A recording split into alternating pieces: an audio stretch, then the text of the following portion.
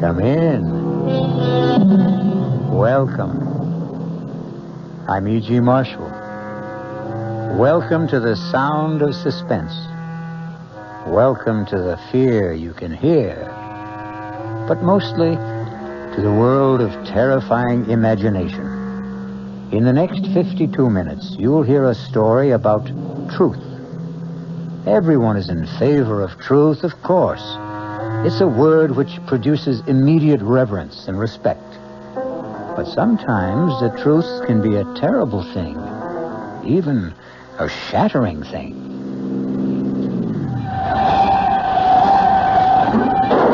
Oh, my God! Mark, you hit a woman! Oh, I told you not to drive so fast! I didn't see her. I didn't see her crossing the road. Is she alive? Oh, Mark, look at the way she's lying there. Lorna, Oh, she must be Mark. dead. Lorna, you mustn't tell anyone. Please, you mustn't tell anyone.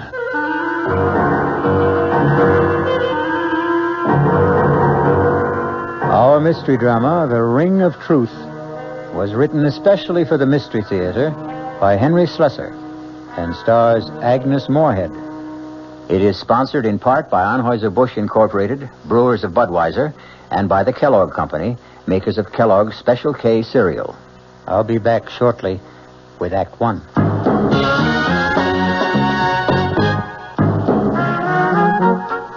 Some beer drinkers have funny ideas about beer. They think beer improves with age, like wine. Well, find a brewmaster, though. You'll find a beer drinker who knows better. The Budweiser brewmaster says it all depends on how beer is aged. Just letting beer sit in lagering tanks makes it older, not necessarily better. That even goes for keeping a case around the house for a couple of months. But there is one kind of aging that's good for beer. The Budweiser kind. Beechwood aging. In this kind of aging, something happens. It lets all the flavor of the choicest hops and best barley malt that go into Budweiser get through to you. Sure, it takes more time and trouble to brew Budweiser that way, but brewing beer right does make a difference. Anheuser-Busch, St. Louis. Hey, Ma, what's for dinner? ShopRite has a beautiful buy to help you serve dinner. Fine imported porcelain china. The beautifully crafted Lovelace pattern by Crown Victoria. An elegant white-on-white platinum-banded pattern to complement any table. Now available only at ShopRite. The basic place-setting pieces, dinner plate, cup and saucer, dessert plate, and bread and butter plate, are just 39 cents. 39 cents each with every $3 purchase. A different place-setting piece is featured each week at this special price. You'll want to collect all the magnificent completer pieces and matching ovenware available every week at low prices, too. Visit ShopRite and start your set of lovely porcelain china today. It's a beautiful buy. Hey, Ma, what's for dinner? ShopRite has the answer. Offer not available in Westchester, Ulster, Orange, Dutchess, and Columbia counties.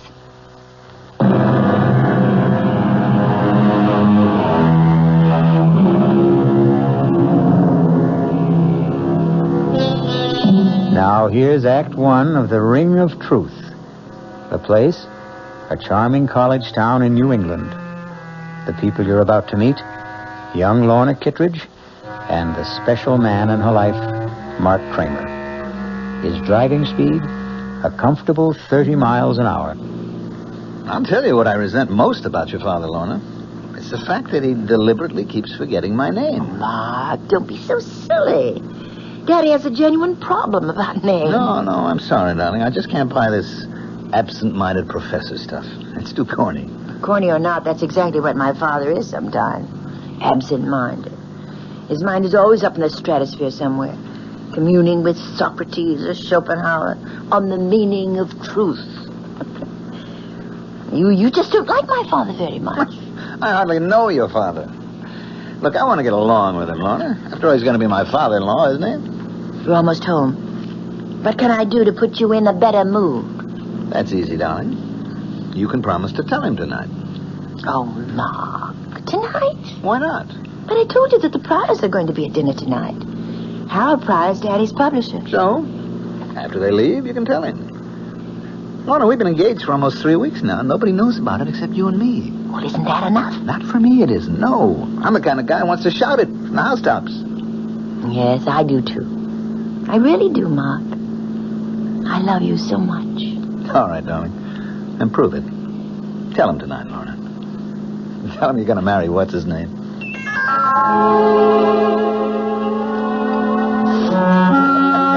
do you think I'm right? You're quite right, Harold.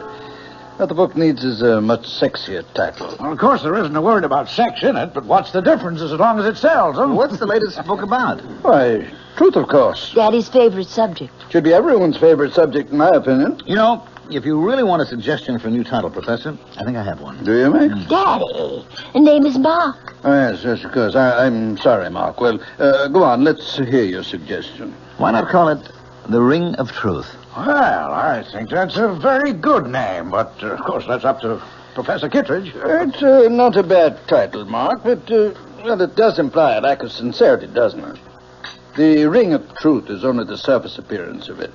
What I'm examining in my book is the necessity for stark truth, for truth unafraid. Of course, there's a fairly good argument against stark truth sometimes, isn't there? I mean, there's still a necessity for a white lie now and then. You mean in the real estate business, perhaps? No, not just in my business, in everyone's. I mean, there are times when tact, courtesy, and general goodwill call for a shading of the truth. May I make a suggestion, everyone? Why don't we have our coffee in the living room? It's a good idea, darling. George, I wonder... I'll give you a hand with the dishes, honey. Besides, I'd like a little conversation with you in the kitchen.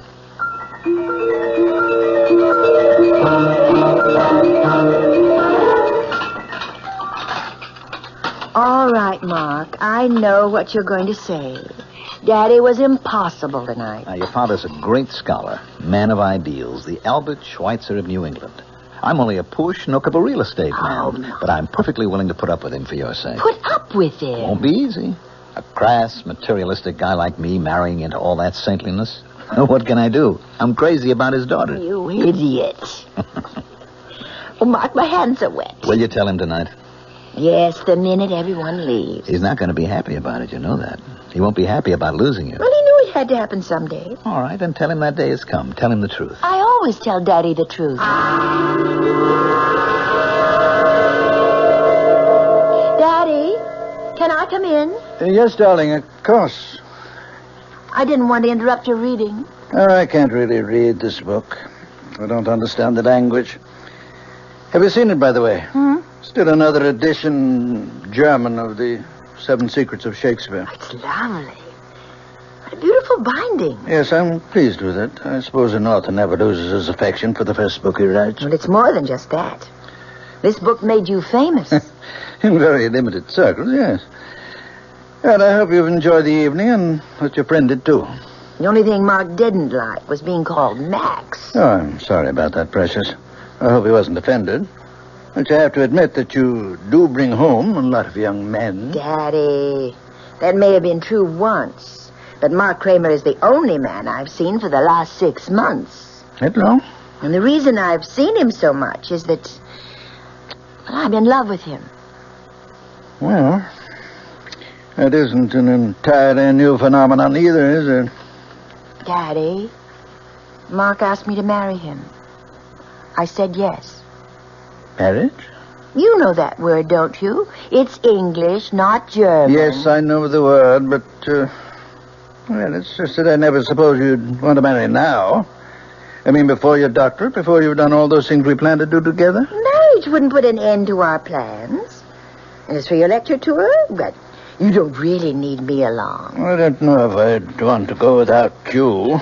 I'm getting a little old to gallivant around Europe by myself. Well, it's the first time I've heard you complain about being old. For some reason, the last 10 seconds, I began to feel old. Of course, Mark and I could go with you to Europe as a sort of honeymoon. No, Lorna, he's not going to want that, I'm sure. In fact, my guess is that your young man is going to want to see as little of me as he possibly can. No, Daddy, that isn't so. He knows that I won't just abandon you. I couldn't be that heartless. That's the last word I'd use about you, Precious. I know your heart only too well. I know what a tender, beating little thing it is. I've always been afraid of the man who would trap it someday. I just wish you knew Mark better. He's not a I'm not scholar. saying anything against Mark. I'd feel this way about any man. I'm like the tired old king of the fairy tale, darling, forced by the condition of kingdom to give the hand of his princess to a commoner. Oh, Daddy.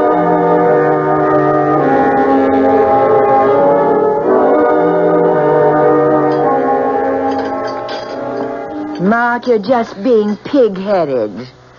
It won't even be 6 months. And by that time, I'll have my doctorate, and Daddy's lecture tour will be over. Oh, that's great. Just great. Waiter, where's the drink I ordered? Mark, I've never seen you have more than 2 martinis in my Oh, life. you're wrong, my love. I had one before you got here. The one coming up will be number 4. Mark, please, don't be so upset. I'm not breaking our engagement. I'm simply asking for a postponement. How long did it take to talk you into it, Lorna? Well, it was something I decided to do, Mark. All by myself. Because you realized how important it was? To get your Ph.D.? To make sure Daddy was taken care of on his lecture tour? But it is important to me. You know, you're a lucky girl to have a father like that. Now, you take my old man. Good old Charlie Kramer. Real estate. I don't think he ever heard of an ethic or an ideal in his life. Probably told a dozen lies a day, old Charlie. I guess that's why he turned out so badly. You're drinking too much. You always do when you're angry. Just another flaw in my character. Hardly noticeable in the general ruin of my personality. Please, Mark, I don't want you to be drunk to drive me home. Oh, don't worry. I won't even have that 4th drink. See what a nice guy I am? I want to make sure you get home to Daddy safe and sound.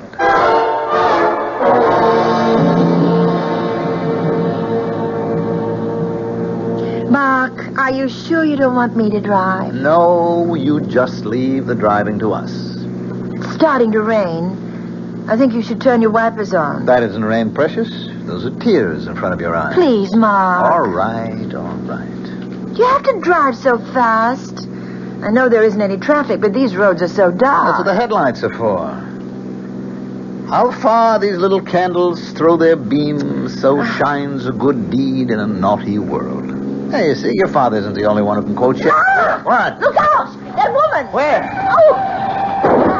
You hit her! Oh, Lord! I didn't see her. I didn't see her crossing the road, so help me. Is she dead?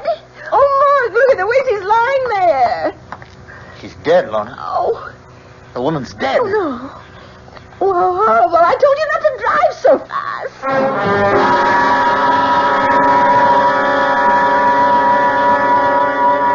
Oh, Daddy, it was so awful. And it was my fault. My fault that Mark drank so much.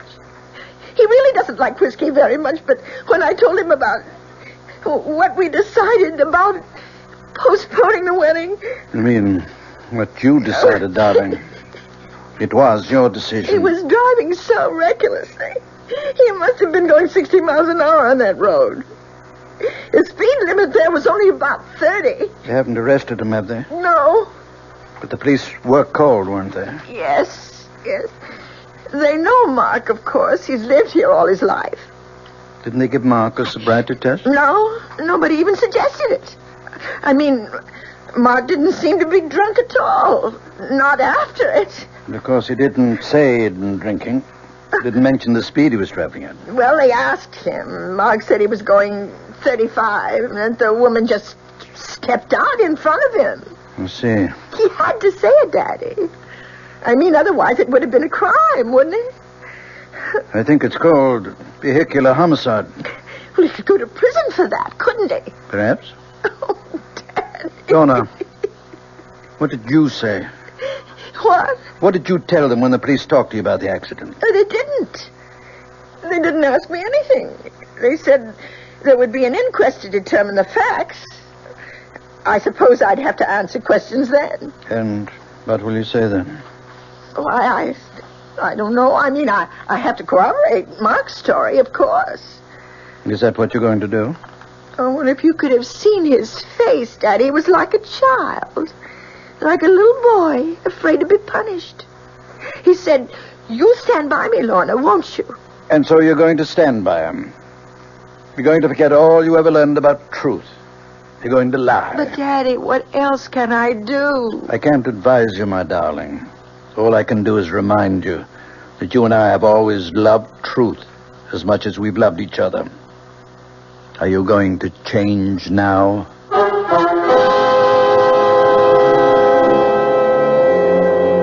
And so Lorna finds herself in the corner of a triangle. The man she loves on one side, the father she loves on the other. But the invisible corner of the triangle is that mysterious thing called truth. We'll find out what Lorna Kitteredge does when I return shortly with Act 2. And now another tale of the ball and chain. At Kellogg's Special K. Presents Overweight on an overnight train. Is the seat taken? Please, sit down. You have exceptional legs. But why is one of them attached to a ball and chain? This ball and chain? It's a symbol. Funny, I would have sworn it was a ball and chain. I mean symbolic.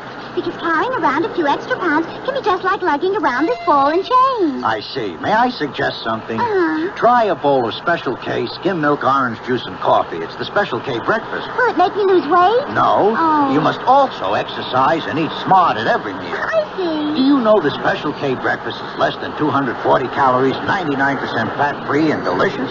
No, but if you hum a few bars... And that's another tale of the ball and chain.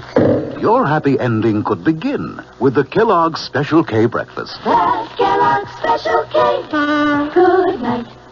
This is WOR New York, your Mystery Theater station.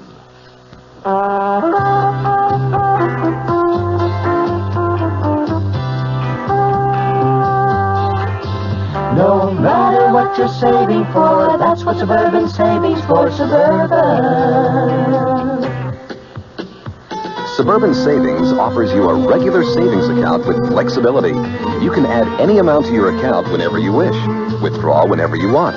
Suburban Savings pays a 5.25% annual interest rate on regular savings paid quarterly, which earns an annual effective yield of 5.47%. Interest is compounded continuously from day of deposit to day of withdrawal, as long as $50 is maintained in the account to the end of the quarter. Come into Suburban Savings and open an account with flexibility. Our regular savings account in New Jersey at Bayonne, Edgewater, Elmwood Park, Emerson, Hackettstown, Morris Plains, Nutley, Paramus, and Sparta.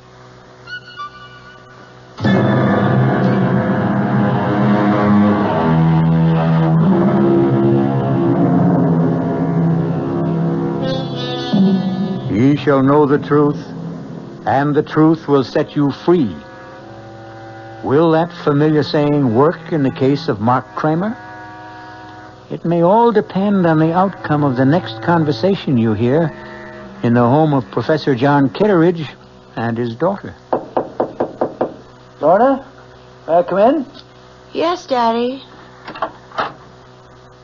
All dressed already? Yes. I know I don't have to leave for the county courthouse for another hour, but I was too nervous to just lie in bed. Why don't you come downstairs and have some breakfast with me? No, I couldn't. I feel too sick. Oh, poor kitty. I haven't called you that since you were a little child. Or don't you remember me calling her that? No, not really. You see, before you were born, I wanted to name you Catherine. But your mother objected because she was certain you'd be nicknamed Kitty. Then you'd be Kitty Kitteredge. And she hated the sound of it. You've told me the story before. I know you're not in the mood for old family anecdotes. All I can think about is that inquest this morning. I'm so frightened. My skin feels like ice. Darling, you won't have to be frightened if you do what I said. It's only lying that makes us afraid. Please don't talk about it. I have to lie for Mark. I love him. I'm going to marry him. Do you think the others will lie? The bartender at that restaurant? What was the name of that again? Bruno's? Yes. He'll defend Mark. I'm sure he will. They don't like trouble. They had some license problem last year. They won't want to admit that they served Mark so many drinks that he was hardly able to walk. To say nothing of drive. So you're the only one who has to lie. Daddy, the woman is dead. Nothing will bring her back. Lies, truth, nothing. Who does it help if Mark goes to prison? Yes. You're right, Precious. There's no profit in truth. None at all. Then you agree with me. No profit, Lorna. Only loss, maybe. But that's something you'll have to judge for yourself. You know my feeling about truth. You know what I've always taught you about it. Yes. Dare to be true. Nothing can need a lie. A fault which needs it most grows too thereby. You used to like that poem. Now you're quoting it with contempt. Oh, Daddy, why can't you understand? Why do you have to be so demanding? Let me forget truth just this once. Your mind is your own, Lorna. Well, I want to do what's right. Then do what you want to do. You're an adult now, independent of me. Lie if you want to. But don't look for my approval. And above all, don't ask for my blessing. Daddy!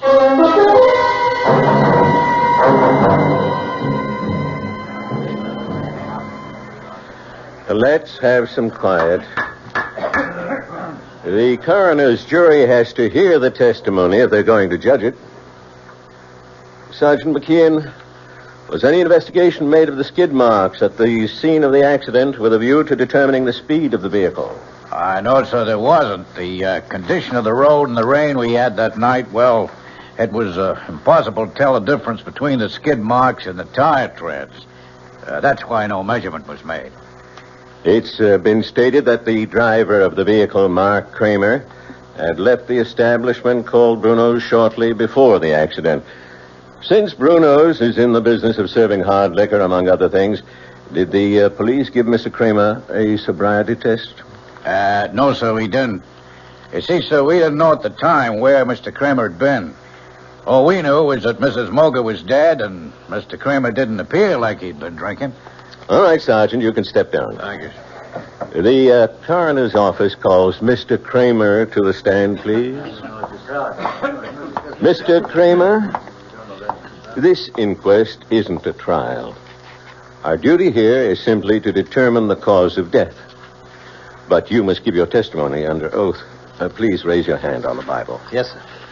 Do you solemnly swear to tell the truth, the whole truth, and nothing but the truth, so help you God? I do. All right, Mr. Kramer. Just tell us your story of what happened the night of the accident. Well, Miss Kitteredge and I left Bruno's about 9 that evening, about a half hour before the accident. I'd had one drink, vodka martini. You can ask Mr. Bruno about that because he served me. Go on. When I reached Route 24, I decided to take the Ridge Road shortcut to town. I was traveling between 30 and 35 miles an hour, I'd say, and I remember slowing down when the rain started. I had my wipers going when I came over the rise of the hill, so my windshield was clear. But I still didn't see Mrs. Moger when she stepped out into the road directly in front of the car. Were your lights on full beam? Yes, sir, they were. Why do you suppose Mrs. Moger didn't see them? I don't really know. What I think is she was almost across the road when I came over the rise, and she panicked when she realized that a car was coming. She started back in the wrong direction, and that was when she stepped in front of the car. Is that your entire testimony? Yes, sir, it is. Very well, Mr. Kramer. You can return to your seat. Will Miss Lorna Kitteredge take the chair, please? Place your hand on the Bible, Miss Kitteredge. Yes. Do you solemnly swear to tell the truth, the whole truth, and nothing but the truth, so help you God? Yes, I do. Please speak up, Miss Kitteredge. I do. Miss Kitteredge, you were with Mr. Kramer on the night of the accident. Yes. You went with him to the place called Bruno's. Yes, I did. And did you have a drink that night? Yes, I had a martini. The same as Mr. Kramer? Yes. When Mr. Kramer's car approached Mrs. Moger's driveway, did you see the lady before the automobile struck her? I'm not sure. I think I saw her for just a split second. And then the car hit her. It was all terribly unreal. Were you aware of the speed you were traveling at? Miss Kitteredge. I'm not sure of the exact speed. Mr. Kramer thinks it was between 30 and 35. Do you agree with that? No. What was that? It couldn't have been that. It was more like 55 or 60. Did you say 60, Miss Kitteredge? About that, yes. Lorna, for God's sake. I hope you've considered this reply, Miss Kitteredge. Yes, I've considered it. We were traveling at least that. I'd been looking at the speedometer only a few minutes before. I was complaining to Mark about his speed, but he wouldn't listen to me. He wasn't in any mood to listen. He was angry, and he was drunk. Lorna! Please, everybody, quiet now. Mr. Kramer, please take your seat. It's the truth. The truth, I can't help myself. He was drinking. He had too many martinis, and he was drunk. Are you telling us he had more than one drink? He had 4. I know he did. And he drove like a madman. No matter how I tried to stop him, he never thought that woman would be on the road at that time of night. He wouldn't listen.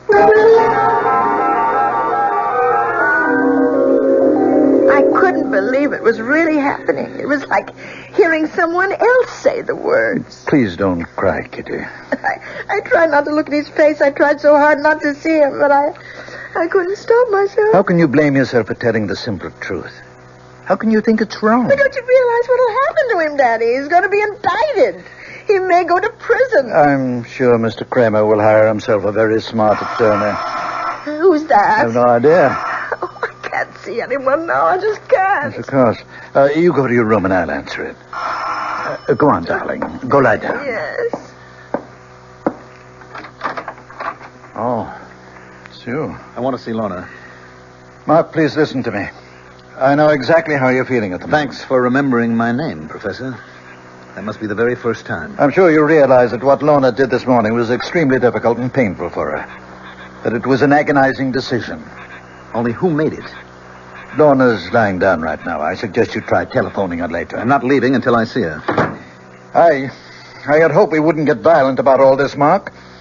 Frankly, I don't think you're in a good position to commit any other rash actions. Daddy, it's all right. Lorna, I thought you were in your room. I'll talk to Mark.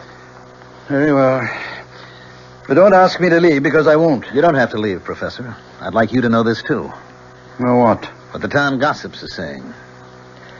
Lorna, they're saying that we had some kind of fight. A lover's quarrel, and that you wanted to get back at me. Oh, you know that's not so. Yes, I know it. But the other explanation makes even less sense. That you just had to tell the truth. Well, it wasn't easy for me. Lies would have been easier. One small lie, Lorna. That was all you had to say.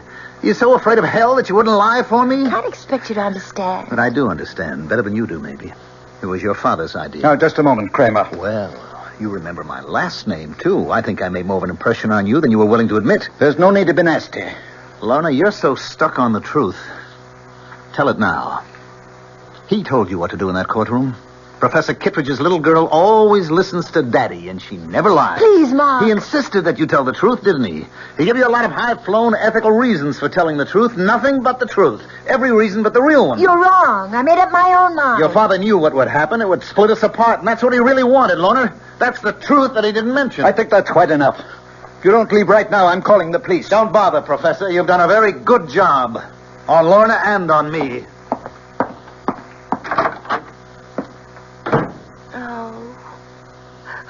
Oh, Daddy. Daddy. Kitty, don't. It's going to be all right. How can it be? He hates me now. Mark hates me. Things will change. You wait and see. He'll get himself a smart lawyer, and nothing will happen to him. Mark Kramer, having been found guilty of the crime of manslaughter, it is my duty to sentence you to imprisonment for a period of not less than 1 year and not more than 5.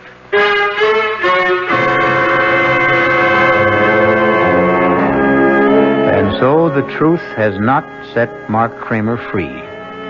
It sent him to prison, where he'll have plenty of time to ponder the complexities of ethics, justice, and human nature. Or perhaps he'll ponder something else, like revenge. We'll find out when I return shortly with Act 3. I'm Hy Brown, producer of Radio Mystery Theater, and this is the end of our last week of prize drawings.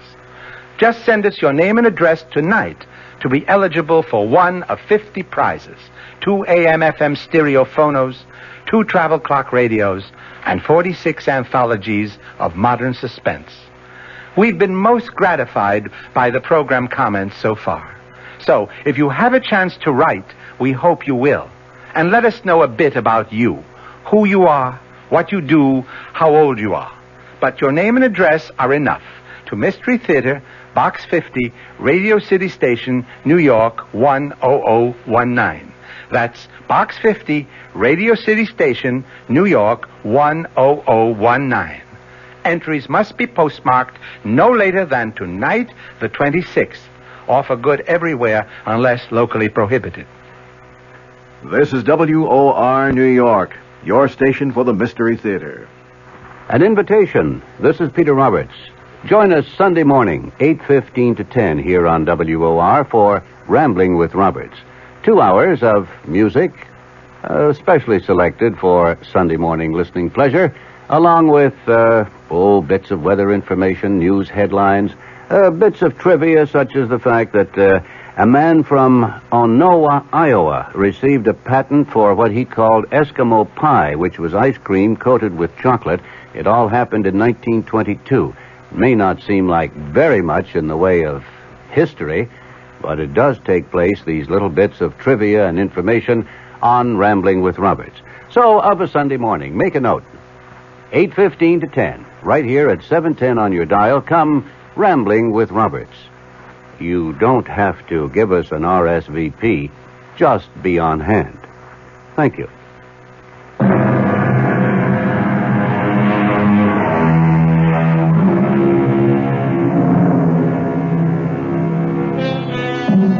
It's now 1 year later.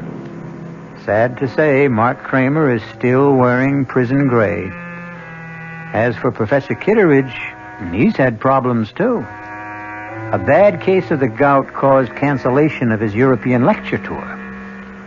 Even more disappointing, his daughter Lorna lost interest in working on her thesis and abandoned the idea of obtaining her doctorate. In fact, Lorna Kitteredge seems to have lost interest in life itself. Lorna, you awake? Yes, Daddy. I'm up.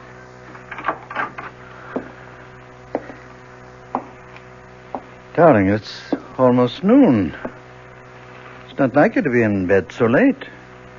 I just didn't feel like getting up. Did you sleep badly again last night? Last night, the night before that. Oh, Lorna. If you don't see Dr. Isaacs voluntarily, I may have to drag you to his office. You know there's nothing wrong with me. What's all this paper for? All those little crumpled balls.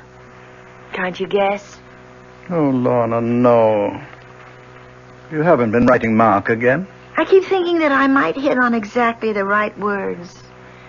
The magic formula that would make him answer one letter. Just one letter. You know that's not possible, darling. Face it, the man is filled with bitterness. He blames you for something he did to himself. Probably never reads any of the letters I send him. Probably sees my handwriting and tears them up immediately. It would be so much better if you forgot him, Lorna. Do you know that I even thought of sending him a disguise letter? Making it look like some important document that he would have to read? Isn't that ridiculous? What's ridiculous is the way you've tortured yourself over that man for so many months. Who's tortured who, Daddy? Which one of us is really guilty? Oh, Kitty. Stop calling me that name. My name is Lorna. Can't you remember my name? Darling, you're just not yourself. Oh, is that why you can't remember me? Because I'm somebody else? Well, you may be right, Daddy. Every morning I look in the mirror and I can't recognize the woman I see. Lorna, you're just not giving yourself a chance to forget. You'd start getting out into the world, start meeting new people. You become a hermit. I thought you liked having me here, Daddy. I thought you couldn't live without my company. I honestly believe you need medical attention. If not from Dr. Isaacs, then from somebody else. You mean a psychiatrist, I suppose? No, darling, no. Just someone who can help you get over this distorted guilt that you feel. The only one who can do that is Mark. And he won't see me or write me or anything. Lorna. Oh, please go away. Please. I'm going to try to sleep. It's the only time I'm happy. When I'm asleep.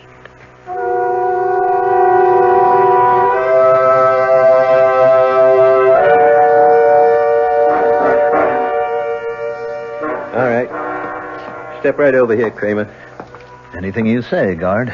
Remember, visiting time is limited to 15 minutes. Look, I don't want the 15 minutes. They're being forced on me. Sit down and behave yourself. Yes, sir. Anything you say, sir.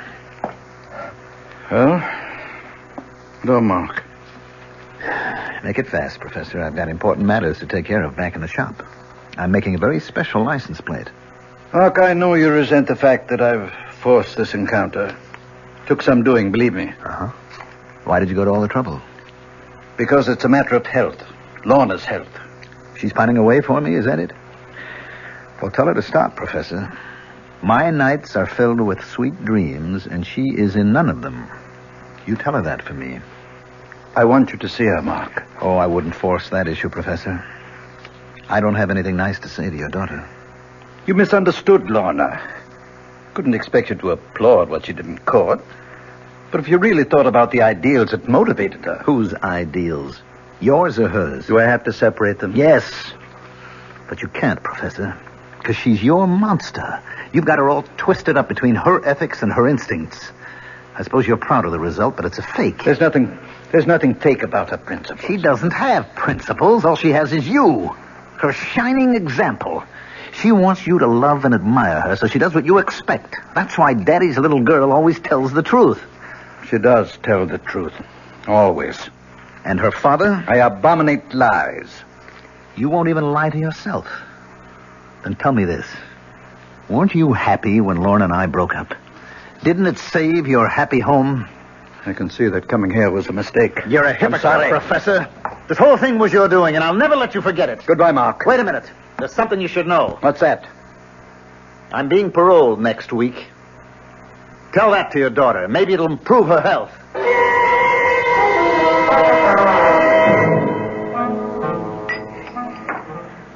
Of course I'm pleased, Harold. It's just that I'd much rather see a new book of mine published than a new edition of an old book. Well, you can't argue with success. People never seem to tire of the 7 Secrets of Shakespeare. I suppose I shouldn't complain. It does buy the groceries. Just cash the royalty checks and be happy. Now, tell me how Lorna's doing. Feeling any better? Oh, still a bit run down, I guess. Well, that's too bad. I suppose you know that young man, Kramer, that he's out of prison. For about 2 months now, I gather. He, hasn't been in touch with Lorna? No, and I don't think he will be. Funny thing is, he's been in touch with us. With you? What's that before? Well, actually, it seems he went to Merritt Bob's first. My first publishers? Yes, talked to everyone who would talk to him. Then he approached members of my own staff. He even tried to get an appointment with me, but I put him off. What do you suppose he wants? He's an embittered young man, you know. And I spoke to George Merritt. He didn't know about Lorna and this fella Kramer. He thought Kramer was an article writer looking for biographical material.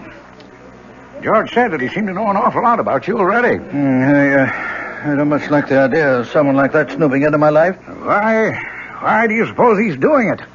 Hard to say. Rancor, I suppose. Hopes he can find something unpleasant in my past.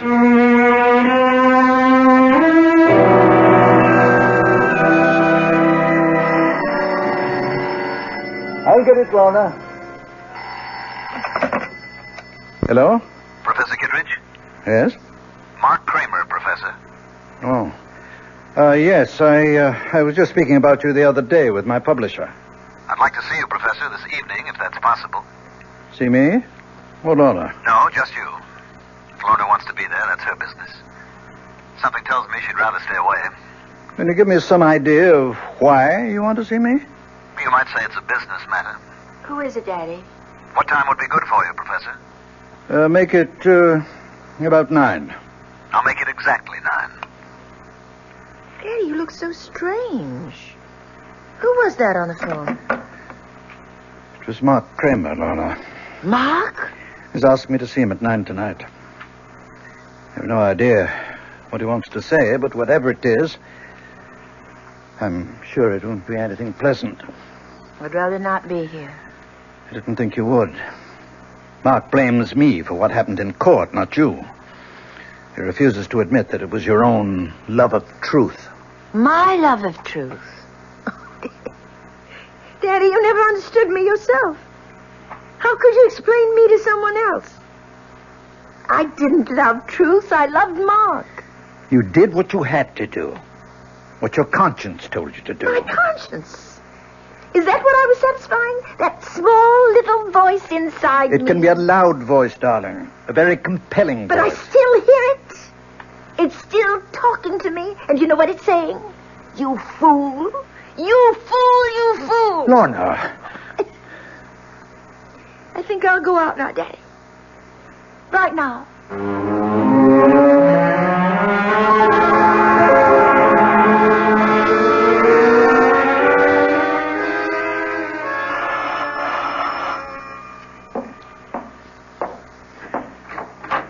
Good evening, Professor.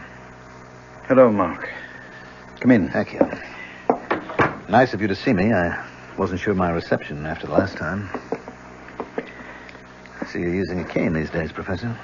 Yes, a touch of gout. Mark, I hope you weren't expecting to see Lorna.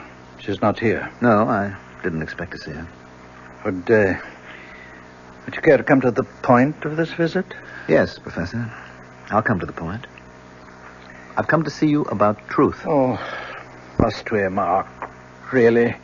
I mean, these philosophical discussions are meat and drink to old campus fogies like me, but I'm rather tired of the subject right now, very tired of it. Frankly, I'm a little exhausted by it myself.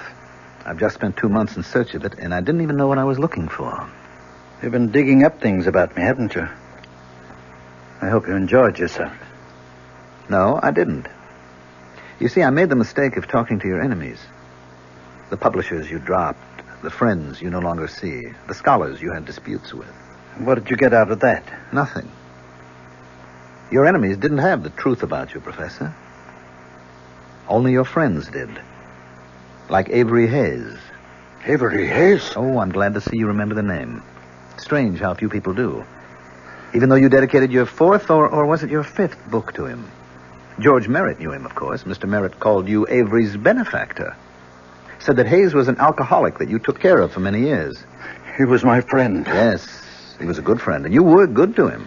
That was one chapter of your past that you had every reason to be proud of, wasn't it? Avery's been dead for 10 years. What did you want from him? Nothing, Professor. I just thought a man like that deserved a little recognition, if only for his past association with you. So I talked to people who knew him, his old pals, his family. He still has a brother alive, you know, a crotchety old fellow in the terminal ward at the county hospital. His name's Ezra. Perfect name for the old boy. And you know what? He still has the junk Hayes left when he died. That pitiful collection of books and papers. You don't expect me to believe that? About Avery's papers? Avery never kept anything, not a thing. He was a foolish, drunken old... He was also brilliant, wasn't he? Went to the university on a scholarship. You only beat him out for top honors because of his drinking. You're talking about 40 years He was drunk and he was dishonest, too, wasn't he, Professor? That was how he sustained that wild life of his, by selling his scholastic services to anybody who could pay for them. It's not different today. Yes. That's what Avery said in his letter. The one he wrote to a woman named Jean. I didn't know who Jean was or why Avery never mailed the letter, but there it was. Avery said he was cleaning up $100, $200 a month and would surely be able to pay back all he owed before the end of the semester. And then he mentioned the thesis. The big job he was doing, that he expected $300 for that job alone. You know which thesis I mean, Professor? Please go. Get out of here. I've had enough of this lying filth. The 7 Secrets of Shakespeare. Sounds like a mystery story, doesn't it? But it was quite a piece of work. And it became more than just a college thesis. It became a world-famous book. It made your reputation, Professor. You're a liar. A liar. You know nothing about it. You paid Avery for his work and put your name on it. You might have done as well yourself, but you were young and lazy, and you had the money to pay for it. Then you discovered how good it really was, and it was too late for both of you to change the course of history. Get out of this house now. Get out. I'm going, Professor. I just wanted you to hear this little story about truth. And also to tell you that I have Avery Hayes' letter. What did you say? I have his letter, Professor. It tells the whole story. Good night. Mark! You told me to go, and I'm going. You filthy animal! No! Kitteredge! Kill you monster! I'll kill you! Kill you, you animal! Daddy! Kill you! Daddy! Like a wild beast! Oh, my God! What have you done? Lorna! Daddy! Lorna! Oh, thank heaven you're here. Oh, thank heaven. Look at his head. Oh, dear Lord. You saw what happened. Oh. What the crazy fool did, he attacked me. You killed him with your cane. He attacked me, Lorna. You know how much he hated me? I had to defend myself. No, I saw what happened. I saw you strike him from behind. No, Kitty, no. He tried to kill me. That's why I hit him. Daddy, I saw everything. You killed Mark. You did it deliberately. That's the truth. You always taught me to tell the truth. It's the only important thing. The truth.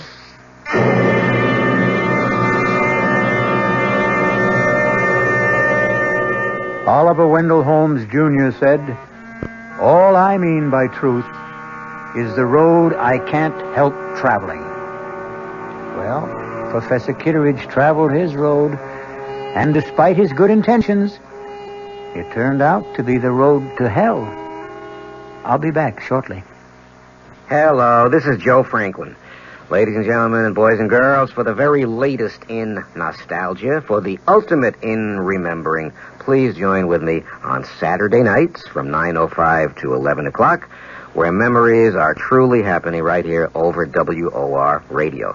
It is my privilege to present radio's original Memory Lane program, but positively the original. And whether it's Al Jolson or Benny Goodman or Louis Armstrong or Eddie Cantor or Harry James or the Dorseys, Mario Lanza, Gene Krupa, the young Frank Sinatra, George M. Cohan, Bing Crosby, Bogart, Lombard, Cagney, and all those happy times of radio's comedy and drama and soap opera. We have it fascinatingly, and all the sounds are reproduced crystal clear Saturday nights from 9:05 till 11 over WOR Radio. Yours truly, Joe Franklin, hosting Memory Lane. Tune in.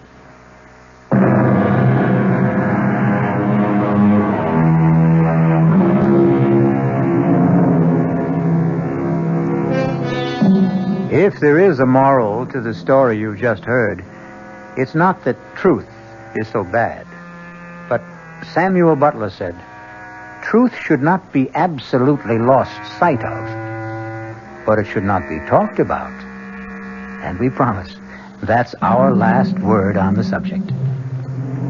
Our cast included Agnes Moorehead, Mandel Kramer, Sandus Ortega, Ian Martin, and Dan Arco. The entire production was under the direction of Hyman Brown. I swear to Sam Hill, Ethan, you deliver.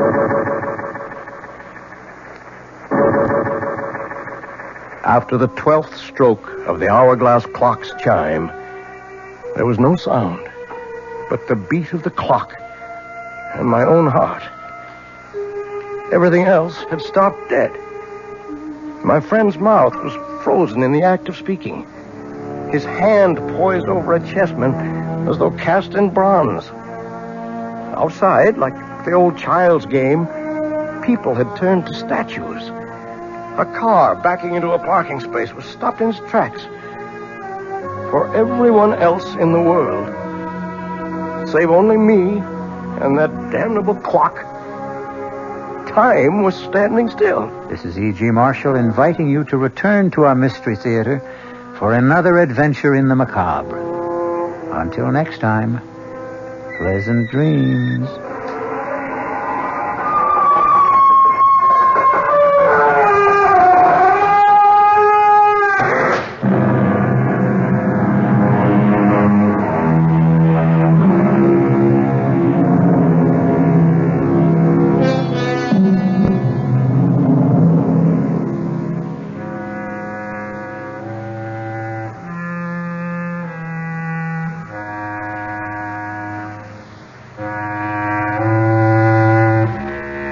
WOR Mystery Theater was brought to you by ShopRite Supermarkets, where you get a lot more for a little less, and by Suburban Savings, with offices throughout North Jersey. The preceding Mystery Theater program was furnished by the CBS Radio Network. The late news is next at 9, followed by Joe Franklin and Memory Lane here on WOR New York, an RKO General station. Good evening. News at 9 from the WOR newsroom. This is Bill Maher reporting. The fast-paced Secretary of State is in New York for the weekend. He'll be meeting tomorrow with UN Secretary General Kurt Waldheim to fill him in on the diplomatic goings-on that brought about a settlement between Israel and Egypt. Just what the Secretary's plans for today and this evening are, nobody's saying. One of the Secretary's favorite companions, Nancy McGinnis, lives in New York, but all aides will say about Kissinger's plans is he has personal business. President Nixon can be impeached for abuses of political power, even though he may not have violated criminal law. This, according to a study just released by the New York Bar Association. The U.S. Constitution says the president can be impeached for, quote, high crimes and misdemeanors. According to the Bar Association's report, this phrase comes from English law and refers to acts which undermine the integrity of the government, as well as purely criminal acts. Among those activities designated by the report as impeachable were corruption or flagrant abuse of power, acts which undermine the public trust, and acts performed by presidential appointees that constitute high crimes and misdemeanors if unchecked by the president.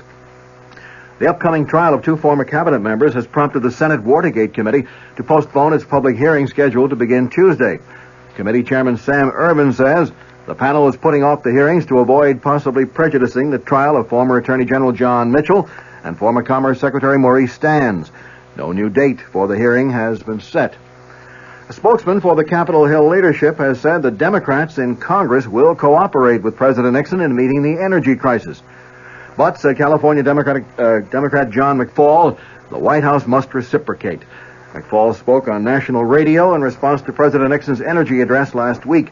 The congressman said the first positive step the administration could take is to withdraw its opposition to a provision of the Emergency Energy Act attacking excessive oil company profits. The captain of that Bulgarian fishing vessel seized off the New Jersey shore today for allegedly fishing within the 12-mile U.S. coastal limit has denied his trawler trespassed. The captain, Peter Todorov-Donchev, said in New York, where he was brought by the Coast Guard, that his vessel was 13 and a half miles out to sea when his ship was overtaken by the Coast Guard cutter Unimak. Turkish officials still are seeking an explanation for a jetliner crash which claimed the lives of at least 62 persons this morning. The plane went down shortly after takeoff from Izmir, causing what authorities call the worst air disaster in Turkey's history. The U.S. Embassy in Ankara says two of those killed were identified as New Jersey residents, Dr. and Mrs. Horace Gerard of 41 Knox Road in Tenafly. Well, 51% of the population is female, and Governor Brendan Byrne isn't taking chances with their votes. The New Jersey governor has spoken before the state's first meeting of female public servants, and he promised to give serious consideration to the problems facing women. Byrne asked the group assembled in Princeton for help in recruiting qualified women for jobs in state government. The governor said he has tried to appoint a woman as state education commissioner, but said he received virtually no applications from females. The weather for New York City and vicinity, mild with occasional rain tonight and again tomorrow. Low tonight in the low 40s, high Sunday in the mid-50s, mostly cloudy Sunday night and Monday with a chance of showers Sunday night, and the low Sunday night in the low 40s. At the moment, in cloudy Midtown Manhattan with some very light rain falling, the temperature at 44 degrees, humidity 86%, wind southeast at 4 miles per hour, the barometer 30.21 and falling. That's the news at 9. Bill Maher in the WOR newsroom.